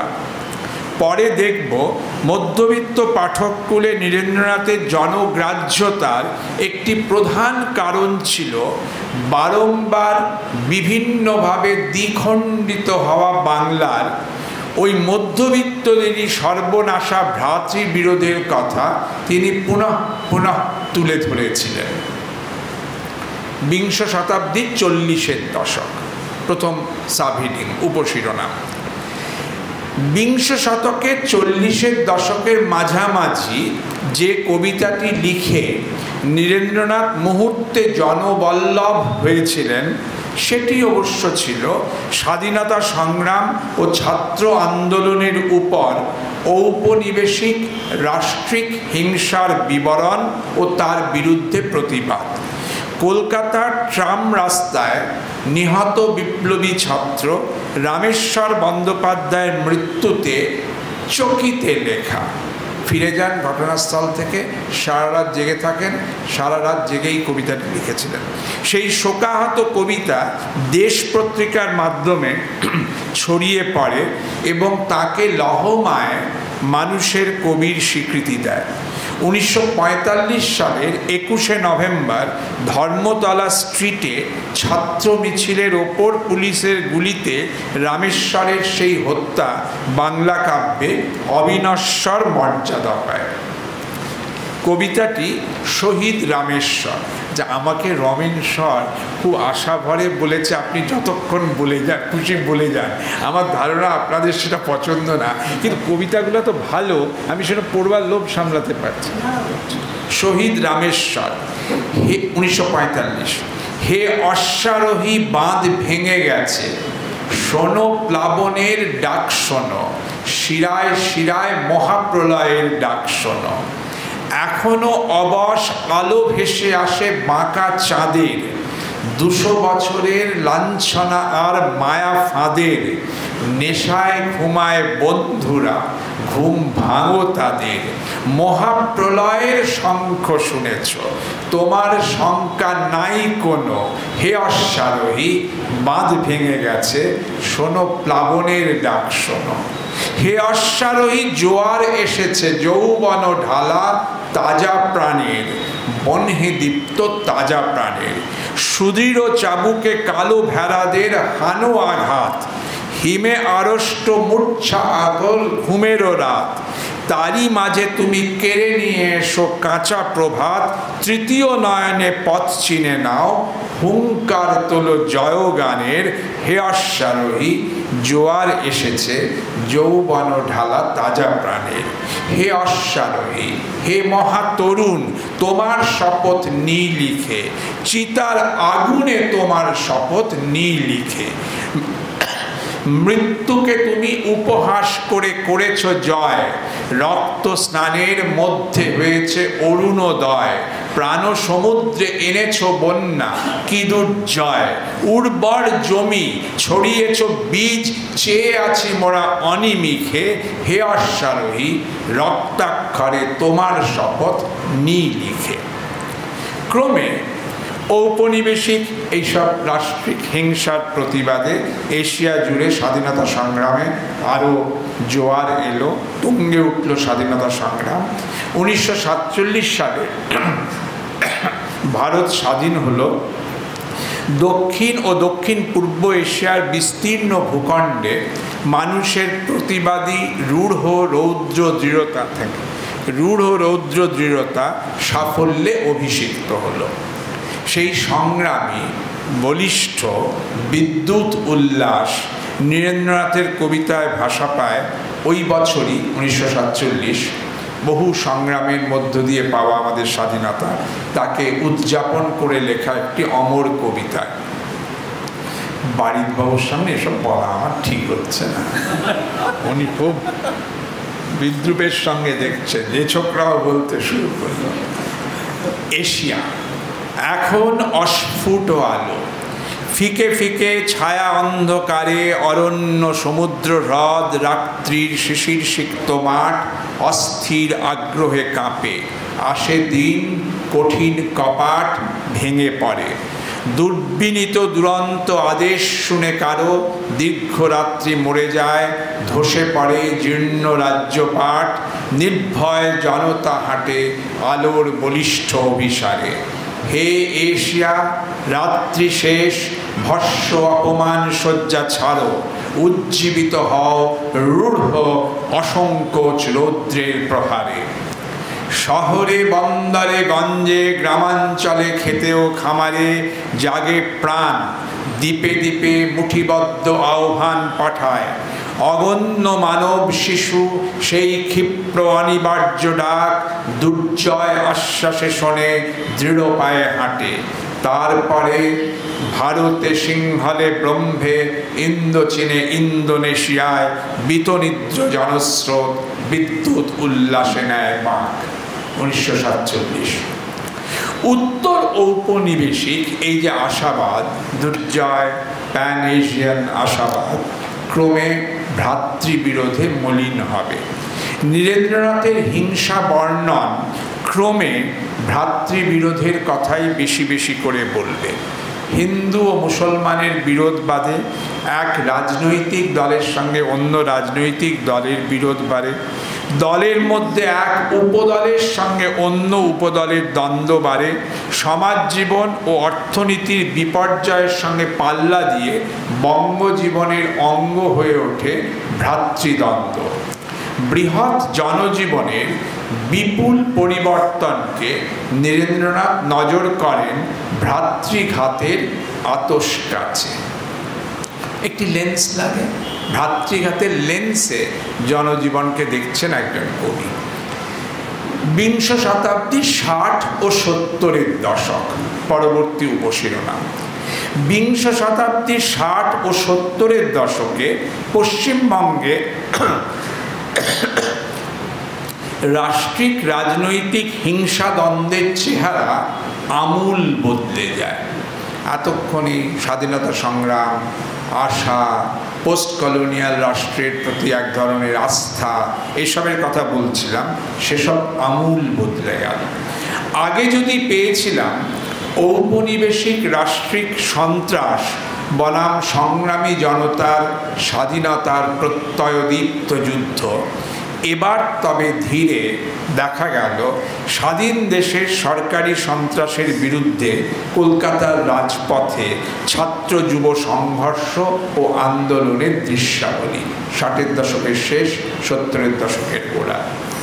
60-এর দশকের শেষ থেকে 70-এর দশকের গোড়া পর্যন্ত কয়েক বছর সমরেশ মজুমদার যার কথা বারবার লিখবেন, পশ্চিমবঙ্গ জুড়ে একটা উত্তাল সময় তৈরি হয়েছিল। দেশের নানা জায়গায় আঞ্চলিক শক্তি, পিছিয়ে পড়া বর্ণ বা জাত, কৃষক ছাত্র যুব সমাজের একটা বড় অংশ এই সময় নানাভাবে ক্ষুব্ধ ও সংহত হয়, লড়াইয়ের পরিবেশ তৈরি হয়। রাষ্ট্র সন্ত্রাস প্রয়োগ করে, কখনো কখনো আন্তঃদলীয় ও অন্তর্দলীয় সন্ত্রাস সেই পরিবেশকে জটিল করে। পশ্চিমবঙ্গে এই পর্বে মধ্যবিত্ত কিছু রাজনৈতিক হিংসার দৃশ্য নগর জীবনে বেশি প্রকট হয়। এবং এই পর্যায়ের ঘটনা পরম্পরাকে আজ অনেকে এক কথায় নকশালবাড়ি পর্ব বলে স্মরণ করেন। এই পর্বের তুঙ্গ লগ্নে বাংলা 1376, ইংরেজি 1969 সালে একের পর এক কবিতায় নীরেন্দ্রনাথ লিখে চলেন রক্তস্রোতের কথা, ত্রাসের উৎস বিকাশের বৃত্তান্ত। জ্যৈষ্ঠ 1376 তারিখ দিয়ে নীরেন্দ্রনাথ লেখেন রক্তাক্ত দেশে তার অসহায়তার কথা। তাকানো যাচ্ছে না কোথাও, সকলেরই হাতে রক্ত লেগে আছে, কোন দিকে ফিরাবে চক্ষু, কবিতাটির নাম। ফিরাবে বিমল চক্ষু, কোন দিকে ফিরাবে, কার হাতে রক্ত নেই। তুমি খুব দূরের মৃত্তিকা থেকে অবেলায় স্বদেশে ফিরেছ। তুমি জেনে গেছ এমন সাবান কোনো কারখানায় প্রস্তুত হয় না যা সেই রক্তের দাগ মুছে দিতে পারে। মোছে না দুঃস্বপ্নগুলি, না শহরে, না গ্রামে কিংবা অন্যত্র কোথাও। নদী তার তরঙ্গমালায় তিরস্কার হানে, মগ্ন অপরাহ্নে নির্জন পাহাড়ে হঠাৎ নোটিশ জারি হয়ে যায়, যে আছো যেখানে দূরে থাকো। কিছু প্রশংসার বাণী মাটির ভিতরে পুঁতে রাখতে চেয়েছিলে, যেখানেই রাখো মৃত্তিকার রং খুব সন্দেহজনক বলে মনে হয়, কোথাও রক্তের দাগ মিলিয়ে যায় না। ফিরাবে বিমল চক্ষু, কোন দিকে ফিরাবে, কোনখানে যাবে। সর্বত্র অঢেল জমি পড়ে আছে, থাক। বিমান সেবিকা কিংবা পর্যটন বিভাগের নারী সর্বত্র সুন্দর হাসি উপহার দেয়, দেখ। চিত্ত কোনোখানে গিয়ে রক্তহীন বিশ্রাম পায় না। কিন্তু কারা ঘটাচ্ছে এই রক্তপাত? রাগী কোন ছেলেপুলেরা হাতে অস্ত্র তুলে নিচ্ছে? এই রাস্তা দিয়ে সোজা গেলে একটু পরে ডান দিকে ঘুরে গেলে যে কলেজ স্ট্রিট পাবো, কারা রক্তপাত ঘটাচ্ছিল সেখানে বন্দুক তুলে নিয়ে? অগ্নিবর্ষী বন্দুকের ঘোড়া টিপছে কোন সব বিক্ষত হৃদয়? আমাদেরই স্নেহে বঞ্চিত, হয়তোবা জন্ম থেকে অবাঞ্ছিত কিশোর যুবকরাই কি শুধু অভিমানে এমন হিংস্র হয়ে গেল? ভাবনাগুলি কুড়ে কুড়ে খায় এবং 24শে ভাদ্র 1376, ওই 1969 সাল, লেখা হয় নীরেন্দ্রনাথের বিখ্যাত কবিতা চতুর্থ সন্তান। রাষ্ট্রের অসংবেদনশীল আচরণ ও সমসময়ের উন্মত্ত তরুণদের নিয়ে লেখা হয় হিংসার নতুন জন্মভাষ্য। সমকালীন রাষ্ট্রের পরিবার নিয়ন্ত্রণের একটি চালু স্লোগানকে তুলে নিয়ে কবি লেখেন, তখন এই বিরাট বিরাট হোর্ডিংয়ে লেখা থাকতো, এখনই আর নয়, 2টি বা 3টির পর তো আর নয়, মানে বাচ্চাদের সংখ্যা নিয়ন্ত্রণের জন্য। কবিতার নাম চতুর্থ সন্তান। 2টি কিংবা 3টি বাচ্চা, ব্যাস। সভ্যতার সায়ংকালীন এই স্লোগানের অর্থ বুঝে নিয়ে চতুর্থ সন্তান তুমি ঘরের ভিতরে দেয়ালের দিকে মুখ রেখে গুম হয়ে বসে আছো। ক্রোধে নাকি দুঃখে নাকি অবজ্ঞায়? আয়ত চক্ষুর মধ্যে কখনো বিদ্যুৎ জ্বালা খেলে যায়, কখনো মেঘের ছায়া নেমে আসে। তোমার বিরুদ্ধে আজ জোটবদ্ধ সমস্ত সংসার, তবুও চেয়েছ তুমি তাকে যে তোমাকে চায়। কে তোমাকে চায়? পথে পথে নিষেধাজ্ঞা, দিকে দিকে নিরুদ্ধ দুয়ার, অবাঞ্ছিত ফল, অসতর্ক মুহূর্তের ভ্রান্তির ফসল। চতুর্থ সন্তান তুমি কার? 2টি কিংবা 3টি বাচ্চা, ব্যাস। অপমানে বিকৃত মুখের রেখাচোপ সভ্যতার চতুর্থ সন্তান। হঠাৎ কখন তুমি ঘর থেকে উন্মাদের মতো রাজপথে বেরিয়ে এসেছো, বন্দুক তুলেছ ওই বিদ্রূপের দিকে। জনতা ও যানবাহন থেমে যায়, প্রতিষ্ঠানগুলি আতঙ্কে চিৎকার করে ওঠে। হয়তো বুঝেছে তারা আসন্ন দিনের যুদ্ধে তুমিই তাদের সব থেকে ক্ষমাহীন প্রতিদ্বন্দ্বী। হয়তো জেনেছে যে পৃথিবী তোমাকে চায়নি, তুমিও অক্লেশে তাকে ঘাড়ে ধরে জাহান্নামে ঠেলে দিতে পারো। ফল হয়ে ওঠে শহরের পথঘাট। বিপ্লবের নামে যে নকশাল তরুণরা অস্ত্র হাতে নিল, দোষ তাদের? নাকি যে রাষ্ট্র খড়গ হাতে ভয়ানক হিংস্র আক্রমণে নেমে পড়ল, দোষ তাদের? নীরেন্দ্রনাথ বোঝান দোষ কার সে বিচার সহজ নয়। 16ই অগ্রহায়ণ 1376, আবার ওই 1969 তারিখে তার কবিতা লক্ষণ বিচার। নারী টিপলেন, জিভ টানলেন, নল লাগিয়ে ছেলেটার বুক পিটের শব্দ শুনলেন। তারপর মাথা চুলকে ডাক্তারবাবু বললেন, কিচ্ছুই তো বুঝতে পারছি না। লক্ষণ কিছু কিছু পাচ্ছি বটে, কিন্তু সেগুলি রোগের লক্ষণ না ওষুধের, সেইটাই ঠিক ধরা যাচ্ছে না। আগে যাদের দেখিয়েছিল তাদের যাবতীয় প্রেসক্রিপশনের তাড়া উঁচিয়ে আমি বললুম, তাহলে? হাত উল্টে ডাক্তারবাবু বললেন, আপাতত হপ্তাখানেক ওসব ওষুধ বিশুদ্ধ বন্ধ থাক, তারপর একবার নিয়ে আসবেন। রাস্তায় নেমে বাস পেলুম না। কোথায় কি গন্ডগোল হয়েছে? 69 সালের কলকাতা, তাই বাস ট্রাম বন্ধ। বাতাসে অ্যামোনিয়ার ঝাঁঝালো গন্ধ। কাছে কোথাও আচমকা একটা পটকা ফাটতেই কটাকট কটাকট তার জবাব পাওয়া গেল। বললুম, লক্ষণ ভালো নয়। ছেলে বলল, রোগের না ওষুধের, সেইটাই ঠিক বোঝা যাচ্ছে না। এইসব হিংসা প্রতিহিংসার পরিপ্রেক্ষিতেই এই সময় নীরেন্দ্রনাথের শিশুরা তার কাব্যে অবতীর্ণ হয়।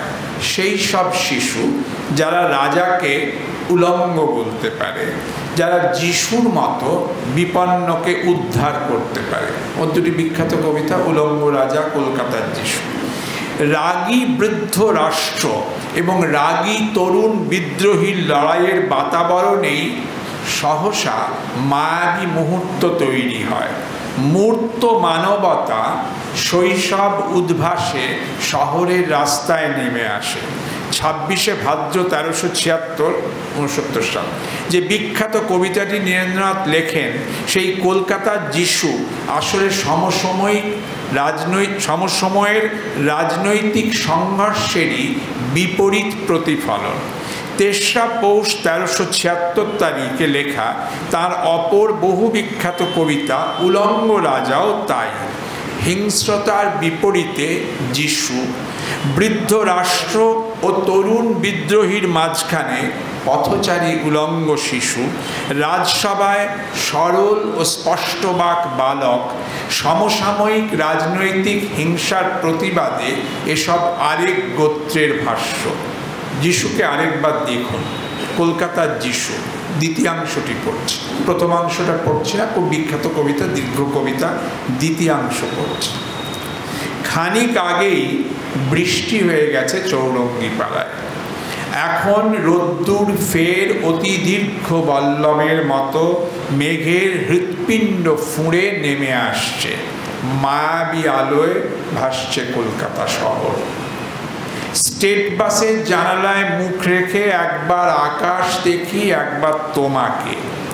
ভিখারি মায়ের শিশু, কলকাতার যিশু, সমস্ত ট্রাফিক তুমি মন্ত্র বলে থামিয়ে দিয়েছ। জনতার আর্তনাদ, অসহিষ্ণু ড্রাইভারের দাঁতের ঘষ্টানি, কিছুতে ভ্রুক্ষেপ নেই। দুদিকে উদ্যত মৃত্যু, তুমি তার মাঝখান দিয়ে টলতে টলতে হেঁটে যাও।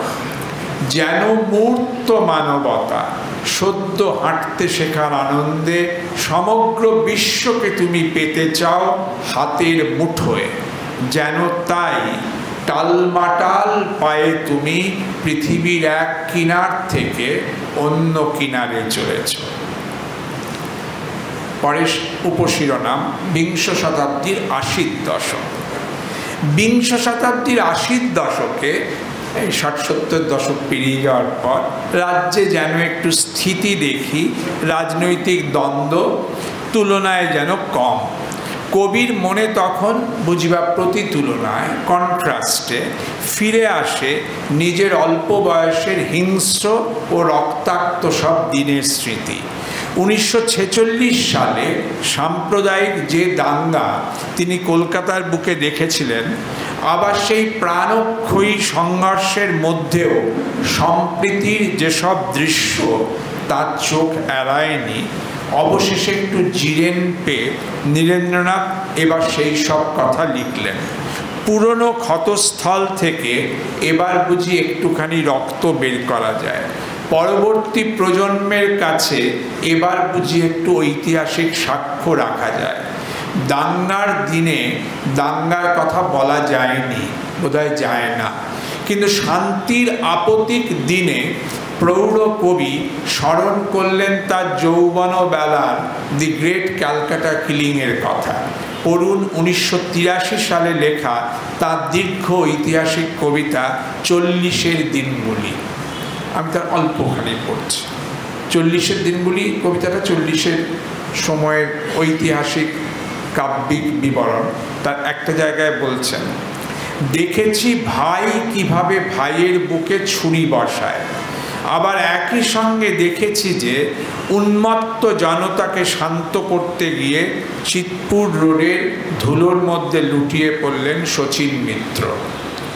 পার্ক সার্কাসের সেই মেয়ে দুটিকেও দেখেছি কলকাতা জুড়ে যখন দাঙ্গা চলছে তখন চওড়া লাল পেরে শাড়ি পরে হিন্দু সেজে নিজেদের প্রাণ বিপন্ন করে হিন্দু পাড়ায় যারা খবর নিতে এসেছিল তাদের হিন্দু দিদিমণি বেঁচে আছেন কিনা।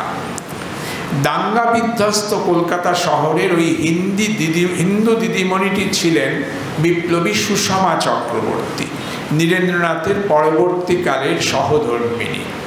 এই ঘটনার কথা নীরেন্দ্রনাথ আরও পরে তাঁর আত্মজীবনী নিরবিন্দুতেও লিখেছেন। দাঙ্গার কলকাতায়, হিংসায় উন্মত্ত কলকাতায় তরুণ কবি ও বিপ্লবী মেয়ের মধ্যে ভালোবাসা হয়েছিল। দাঙ্গার কলকাতায় খুনে ও লুটেরাদের পাশাপাশি মৃত্যুঞ্জয়ী প্রাণেরাও ছিলেন।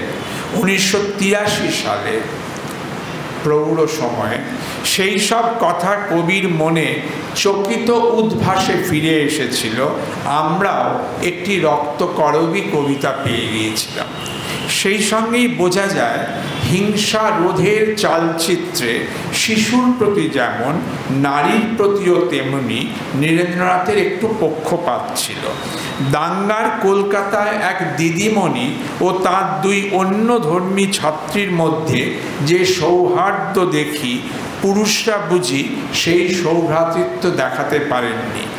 সমাজকর্তা পুরুষদের সৌহার্দ্য ভঙ্গের কারণেই বুঝিবা র্যাডক্লিফ অ্যাওয়ার্ড হয়। এই কবিতায় উঠে আসে দেশভাগ ও উদ্বাস্তু স্রোতের কথা, লাখ লাখ মানুষের বাস্তুচ্যুত হওয়ার আখ্যান। 40-এর দিনগুলি কবিতায় লিখেছেন, দেখেছি সর্বস্ব খুইয়ে পূব বাংলার হাজার হাজার গ্রাম উজাড় করে রেলগাড়িতে আর হাঁটা পথে উদ্বাস্তুর স্রোত সারাক্ষণ আসছে তো আসছে। উপশিরোনাম একবিংশ শতক। 21 শতকের গোড়ায় পশ্চিমবঙ্গে আবার দারুণ রক্তারক্তি হানাহানির খেলা। উদারীকরণ চলছে, অর্থনীতি অনিশ্চিত, সামাজিক নিরাপত্তা ক্ষয়িষ্ণু, রাজনৈতিক হিংসা ক্রমবর্ধমান, আন্তঃদলীয় দ্বন্দ্ব তুঙ্গে, অন্তর্দলীয় দ্বন্দ্বও আছে, বহু প্রাণ হত, বহু বিপন্ন। গ্রামাঞ্চলে জঙ্গলমহলে অশান্তির আগুন, তারই মধ্যে দ্বীপের মতো কোথাও কোথাও জেগে থাকে প্রাচীন ধ্রুপদী মহত্ব। যেমন বিংশ শতকের 40-এর দশকে তেমনি 21 শতকের গোড়াতেও কবি খুঁজে মরেন হিংসার মধ্যে ভালোবাসা।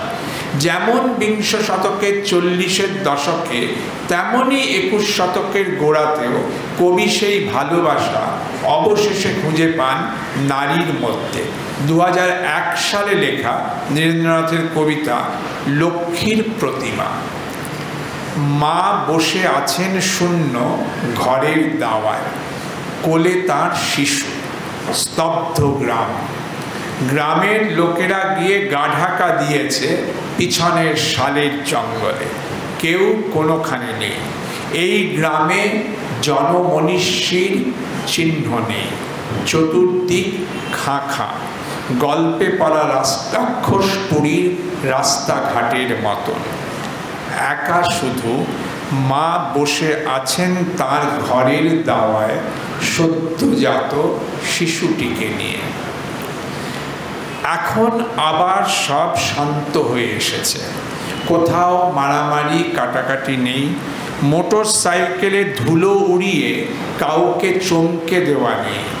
গ্রাম ছেড়ে পালিয়ে গিয়ে শালের জঙ্গলে গা ঢাকা দেবার কোনো দরকারও এখন নেই কারো। ফিসফিস জটলা তাও কোথাও দেখছি না। সন্ধ্যার বাতাসে বারুদের গন্ধ পাওয়া যাচ্ছে না এখন। এখন সমস্ত কিছু শান্ত হয়ে এসেছে আবার নিজস্ব নিয়মে। দোকানের ঝাঁপ খুলেছে, চাষিরা নেমেছে মাঠে, গ্রামের পাঠশালা বসেছে যেমন নিত্য বসে। কিছু লোক অবশ্য রয়েছে পড়ে আশ্রয় শিবিরে। সম্ভবত আরও কিছুকাল সেইখানেই থাকবে তারা। তবে কিনা অনন্তকাল তো কোনো আশ্রয় শিবির কেউ খোলা রাখে না, তাই একদিন তারাও গ্রামে ফিরে যাবে এই রকম আশা করা যায়।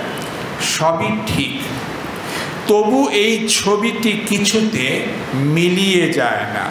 এখনো দুই চোখ বন্ধ করলেই দেখি যে সদ্যজাত শিশু কোলে নিয়ে নির্জন গ্রামের মধ্যে নিথর নিশ্চুপ মা একা আছেন বসে শূন্য খাঁখা ঘরের দাওয়ায় অচঞ্চলা লক্ষ্মীর মতন। হিংসা বাড়তে থাকে, দ্বন্দ্ব তীব্রতর হয়। রাজনৈতিক বিবাদ বিসম্বাদে একবিংশ শতকের প্রথম দশকে পশ্চিমবঙ্গ রক্তাক্ত হয়। অশীতিপর কবির মনে পড়ে যৌবনের কথা। সেই 1947-এ একবার মর্মন্তুদ দেশভাগ দেখেছিলেন। উদ্বাস্তু স্রোত এবং আশ্রয় শিবিরের মধ্যে লক্ষ লক্ষ মানুষকে পিষ্ট হতে জেনেছিলেন। নতুন শতকের রক্তারক্তি খুনোখুনি ভাগাভাগিতেও কি একই সর্বনাশের পুনরাবর্তন ঘটছে নাকি? 2007 সালে নীরেন্দ্রনাথ লেখেন ইতিহাসে স্নাত সমকালীন হিংসার কবিতা ভাগাভাগির খেলা। 47-এ দেশভাগ। তখন ঘরছাড়া হয়ে রাতারাতি যারা সীমানা পেরিয়ে আশ্রয় শিবিরে এসে উঠেছিলেন তাদের অনেকেই আজ আর বেঁচে নেই। যারা মরেননি তারা এখন আবার নতুন করে দেখতে পাচ্ছেন ভাগাভাগির খেলা। এ খেলা আপাতত এলাকা ভাগাভাগি এবং নতুন করে ফের মানুষকে তার ভিটে মাটি থেকে উৎখাত করে আশ্রয় শিবিরে ঢুকিয়ে দেবা। তুমি তো আমার লোক নও, তাহলে এখানে তোমার জায়গা হবে না, ভাগো। এ খেলা যেমন কেশপুরে আর গড়বেতায় চলেছিল, এখন তেমনি চলছে খেজুরি আর নন্দীগ্রামে। মরিনি বলেই এই খেলাটা আমিও দেখে যাচ্ছি। দেখছি আর ভাবছি যে 47 থেকেই বোধহয় ভাগাভাগি খেলার এই নেশাটা আমাদের রক্তের মধ্যে ঢুকে গেছে। দেখছি আর ভাবছি যে ভাগের মা গঙ্গা নাই পাক, এই ভাগাভাগির নেশায় আমাদের গঙ্গা যাত্রা করিয়ে ছাড়বে। এইভাবেই সমকালীন রাজনৈতিক হিংসা চিরকালীন কবিতায় উত্তীর্ণ হয়। আজকের লড়াই ইতিহাসের লম্বা ছায়াপথের অংশ হয়ে যায়। 1946-47 সালের হিংসা এবং 2006-07 সালের হিংসা বাংলার বিদীর্ণতার বৃহৎ চালচিত্রে এক হয়ে দেখা দেয়। বাংলা বারংবার ভেঙেছে, বাংলার জনজীবন বারবার নিদারুণ চির দেখেছে। বাংলার ভাষিক ও সাংস্কৃতিক ঐক্য বঙ্গীয় সাহিত্য পরিষদ যার রূপায়ণ, বারবার সাম্প্রদায়িক, দলীয় ও গোষ্ঠীগত প্রশ্নে ছিন্ন ও জীর্ণ হয়েছে। একালের চারণ কবি সেই কথা লিখে যান। শেষ উপশিরোনাম: কাব্যে সমসাময়িক রাজনৈতিক হিংসা, প্রকৃতি বিচার। কাব্য যখন সমসাময়িক রাজনৈতিক হিংসার বিবরণ ও বিশ্লেষণ করতে বসে, তখন সে কিছুদূর পর্যন্ত সমসাময়িকতারই কারবারি। হিংসার ব্যাপারী যেমন সমসময়ের ব্যবসায়ী, কবিও তেমনি সমসময়ের ভাষ্যকার। দুজনই একই হিংসা দ্বারা অস্থির, দুই বিপরীত দিক থেকে। হিংসা ক্রুদ্ধ, কবি পীড়িত। আবার কবি যখন সেই পীড়াকে দীর্ঘায়ত আধারে দেখেন, তখন তার কাব্য চিরকালের হয়। প্রাচীন ভারতে অরণ্য ধ্বংস করে রাষ্ট্র কৃষির প্রসার ও নগরপত্তন করেছিল, নারীকে বশীভূত করে পুরুষতন্ত্রকে অধিপতি করেছিল, নিম্ন বর্ণকে দমন করে উচ্চ বর্ণের শক্তিকে প্রাতিষ্ঠানিক রূপ দিয়েছিল। রামায়ণ ও মহাভারত সেই সব প্রাচীন হিংসার অনেক সাক্ষ্য বহন করে। আধুনিক ভারতে কবিরা যখন হিংসাকে চিহ্নিত করে দুর্বলের পক্ষে কলম ধরেন, তখন সেই দুর্বলদের মধ্যেও থাকেন অরণ্যচারী মানুষরা, দলিতরা, নারীরা, প্রান্তিক ও সংখ্যালঘুরা। নীরেন্দ্রনাথ এই ধ্রুপদী অবস্থানের ধারক, তাই তিনি নারীর পক্ষে, নিম্নের সমর্থনে। নারীর কথা উপরে কিছু কিছু বললাম, কিন্তু সাধারণভাবে একথাও বলা যায়, উচ্চের হাতে নিম্নের দমনকে তিনি নিশ্চিতভাবেই নিন্দাযোগ্য জানতেন। বস্তুত নিম্নের উপর অত্যাচারের আধিক্য ঘটলে সভ্যতা যে জঙ্গলে পরিণত হয়, এমনই ছিল তার বিশ্বাস।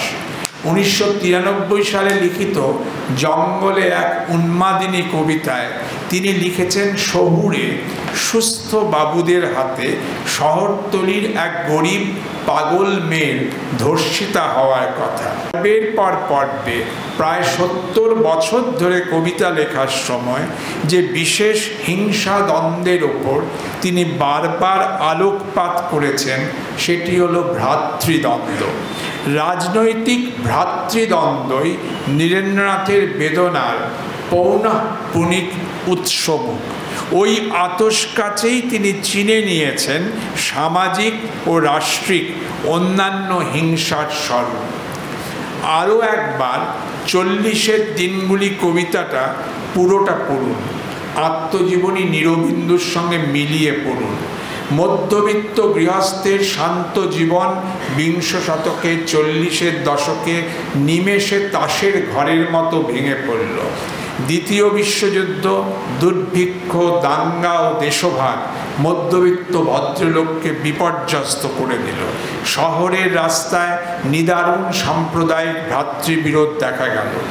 বহু সহস্র ভ্রাতৃহত্যার মধ্য দিয়ে যে বিভক্ত স্বাধীনতা এলো, তার পরিণতিতে সেই ভদ্র সমাজ দেখল অভূতপূর্ব উদ্বাস্তু স্রোত, লক্ষ লক্ষ পরিবারের হিংস্র নির্মূলীকরণ।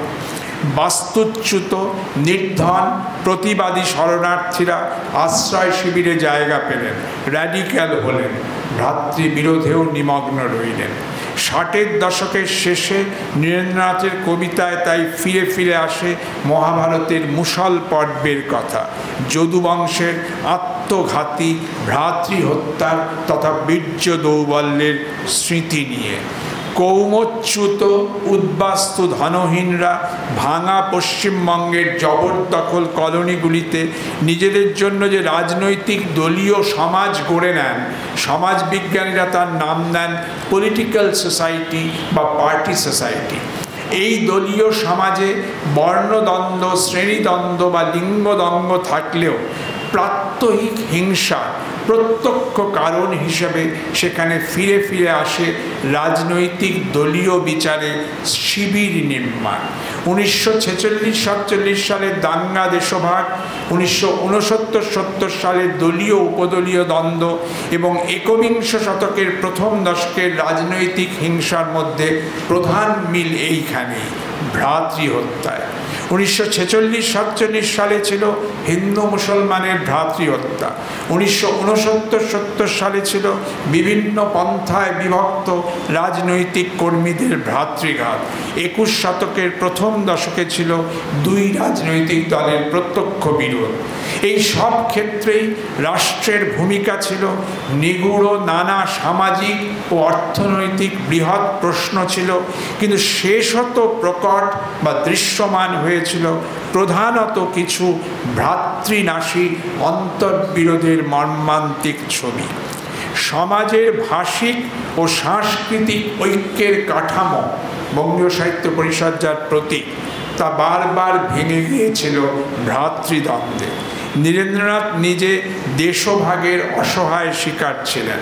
তার বাস্তুচ্যুত ও বিপর্যস্ত চোখে সমকালীন রাজনৈতিক হিংসার ওই ভ্রাতৃঘাতী তথা আত্মঘাতী দিকের প্রকটতা বেশি ধরা পড়েছিল।